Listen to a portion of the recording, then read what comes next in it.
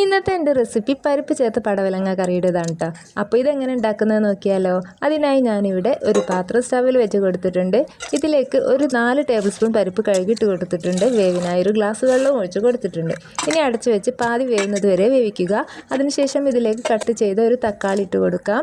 ഒരു 4-5 വെളുത്തുള്ളി ചതച്ചതും ആവശ്യത്തിന് ഉപ്പും 1/2 ടേബിൾ സ്പൂൺ മഞ്ഞൾപ്പൊടിയും 1 സ്പൂൺ മുളക് പൊടിയും 2 പച്ചമുളകും ചേർത്ത് നന്നായി ഇളക്കി കൊടുത്ത് അടച്ചു വെച്ച് വേവിക്കുക.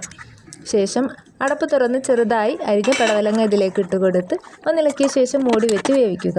ഈ സമയം കൊണ്ട് ഇതിലേക്കുള്ള അരവിനായി 1 കപ്പ് തേങ്ങയും 3-4 ചെറിയ ഉള്ളിയും 1/2 സ്പൂൺ പെരുംജീരകവും ആവശ്യത്തിന് വെള്ളവും ചേർത്ത് നന്നായി അരച്ച് വെക്കുക.